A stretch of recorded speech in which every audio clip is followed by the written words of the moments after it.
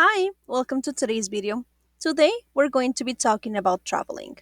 So first, I want you to please pause this video, watch the other one I attached in Moodle, and think about this. Which was the worst in your opinion? We're going to share during class. Okay? Now that you finished, let's continue. Think about this. When was the last time that you traveled? Where did you go and what did you do? Would you say it was a good or a bad trip? Why? We're going to share during class. Okay, now we're going to go to student book page 107, exercise 3A.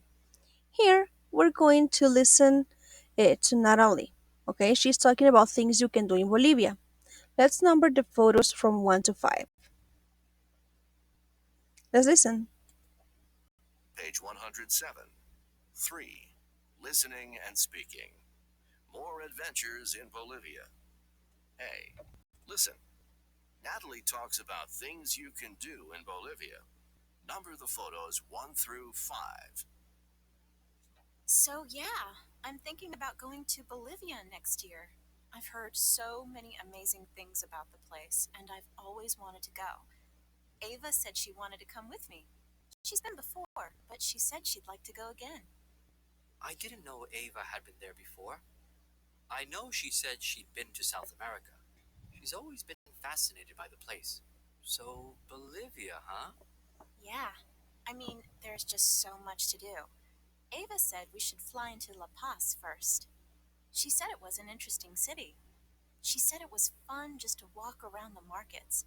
She spent a couple of days just looking at stuff. She said the local crafts were really impressive, like the hand-woven fabrics and everything. And I've heard it's a beautiful country. Like outside of the city, I mean. Yeah, Ava told me one of her favorite places was Lake Titicaca. She said we could take a boat ride on the lake. That sounded so relaxing. Yeah. And you can go to Eduardo Avaroa National Park and see all the volcanoes. Apparently, the views there are just stunning. And there must be lots of great places to hike and everything too, right? To be honest, I'm not big on hiking, though Ava said she'd been hiking in the mountains. Apparently, she went to Huayna Potosi. She said you can go hiking there. I think you have to be a pretty experienced hiker, though. I mean, it can be pretty challenging. When are you going? I mean, will there be anything going on while you're there? Yeah, we thought we'd go in February or March, around then. There's a big carnival in Oruro sometime then that Ava went to last time. She said she'd be happy to go to it again because it was so exciting. It goes on for a week, and there's dancing and parades and food and everything. And they all wear costumes. It sounds fascinating. Yeah, that sounds like a lot of fun. And then I heard that Bolivia has the world's most dangerous road. It runs from La Paz to the Amazon or something. So we could always take a bus ride along that. It's a really frightening trip, apparently. Ava said she was terrified. She said the roads were really narrow. Gosh, that sounds like an exciting trip. I wish I was going. Okay, so number 1 is La Paz. Number 2, Lake Titicaca. Number 3 is Eduardo Avaroa National Park. Number 4 is Huayna Potosi. And number 5, Oruro. Okay, now I want you to please read these sentences I took from the previous audio. What are they doing? Pause the video while you think about this. Okay, so if you notice, they are reporting or they are saying what Ava told them at some point. So let's take a look at this. We're going to match the sentences here to the original sentences. For example, Ava said she wanted to come with me. Would you say it's number 1, 2, 3, or 4? That's right, it will be number 3. I want to go with you. Now pause the video and match the rest. Okay, great. So you should have this. Ava said she wanted to come with me. I want to go with you. Ava said we should fly into La Paz first. We should fly into La Paz first. She said it was an interesting city. It is an interesting city. She said the local crafts were really impressive. Local crafts are amazing. Now, did you have the same? Great. So if you notice, today we're talking about reported speech. So let's take a look at this. Let's read the sentences.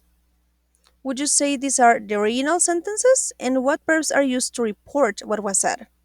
Pause the video while you think about this. Okay, so if you notice, these are not the original sentences, they are reported speech sentences. And the verbs that we use to report here are announced, insisted, persuade, and suggested. Now let's continue. Read the sentences again, and now try to identify the speaker who said the sentence originally and who was the listener, who listened to this information. Pause the video while you work on this.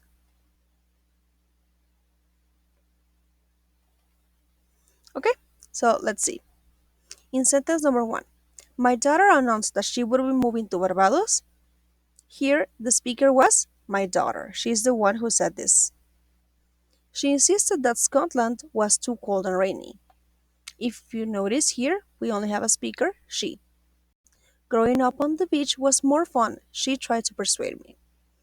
The speaker is she, and in this case, we do have a listener, and it was me. He suggested that she should research more before taking a decision. The speaker is he. If you notice, not all of the verbs have a listener, they don't always have an object. We're going to take a look at that in a bit. Now, look here at the structure of the verbs that are reporting announced, insisted, persuaded, and suggested. If you notice, we are using them in past. The only exception is persuade, because here we have she tried to persuade me. The past is in tried. Now, what happened to the main verbs? Would be moving, was, and should research. Well, in general, they backshifted. So let's take a look at what that is. So, in reported speech, tenses backshift. But what does that mean? Well, it means they are going to be used in their past version. For example, look at the first sentence. I want a holiday. We know that that sentence is in simple present. But in reported speech, I'm going to say, she told me she wanted a holiday. If you notice, instead of using want as it was originally, I use it in simple past. Let's take a look at the next one. Bob is annoying me. If you notice, this sentence is in present continuous. So, when we're going to report it, we are going to use past continuous, which is the past version. Jane said Bob was annoying her. The same happens with present perfect. I have eaten too much. He said he had eaten too much. From present to past perfect. With present perfect continuous is the same thing. The class has been interesting. Anne said the class had been interesting. I saw her arrive.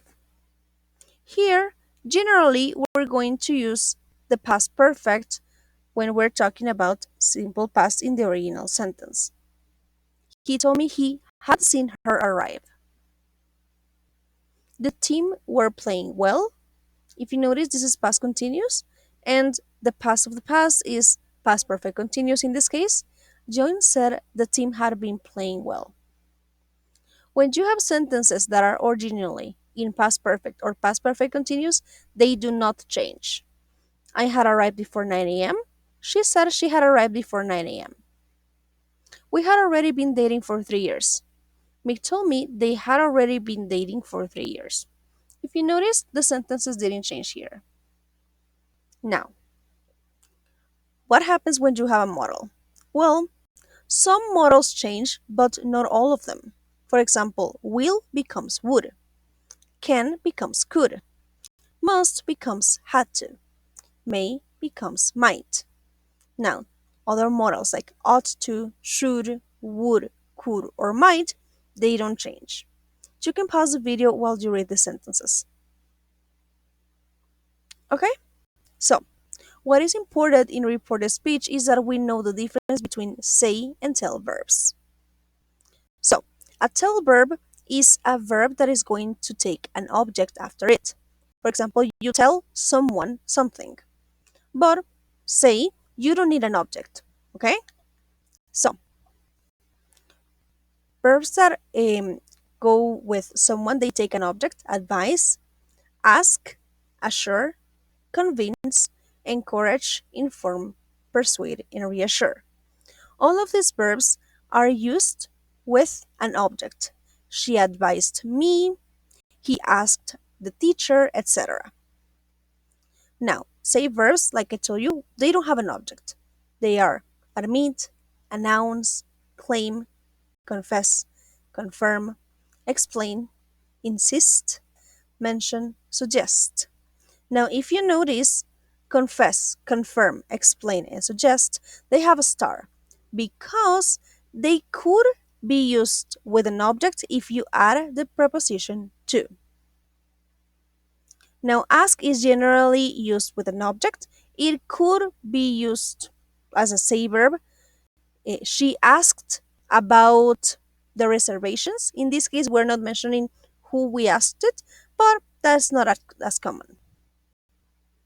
So let's go ahead and practice. Let's go to workbook page 75, exercise B. Here, we have to complete the anecdote with the correct form of the verbs given. Remember to backshift the tenses, use the past version. Add an indirect object pronoun, me or him, or no indirect pronoun, just a dash, after a reporting verb. Said, told, and explained. Now, let's remember. When we have the verb say, do we use an object? No, right? What about told? Do we need an object? Yes, that's right. And explained? Explained doesn't take an object. That's right. Very good. Let's start. When I decided to go to Bogota, Colombia, my friend Joaquin gave me plenty of tips about where to go, what to see, etc. Joaquin told me that I had to visit the cathedral. He said no one should leave the city without seeing it. He also told me or him. He also told me about the Iglesia de San Francisco. Now, pause the video while you work on the rest, then come back to check. Okay, time to check, guys. He explained nothing, that it was the city's oldest church and that I would find it amazing. Joaquin knows I love museums, so he said he could recommend a few for me to see. He said that he thought that I might like the Gold Museum and the Archaeological Museum. I told him that one place I looked forward to visiting was the Botero donation. Joaquin explained that Botero, a well known Colombian artist, had donated over 100 pieces of art to his country in the year 2000, and that they could be found on exhibit in Bogota. I told him that I had to see that. Did you have the same? Great. Now, let's go to exercise A. Here, we're going to complete the sentences about two friends that went on a hike last month. Remember to complete the sentences using reported speech, so backshift the tenses. Add him or them where necessary. Let's see, number one. We want to go hiking in the national park. Mike said they wanted to go hiking in the national park. 2. There may be a storm later today. You should be prepared. The park ranger informed them there might be a storm later that day. Remember, from may to might. He also said they should be prepared. Very good. Now pause the video and work on the rest, please. Okay, guys, remember to have this ready for class. We're going to check it then. Finally, I want you to please 5 questions related to trips. Maybe about where your classmates went, or what they did, what they found exciting or scary, anything you want. Just remember to have this ready before class. Okay, guys, I will see you then. Bye bye.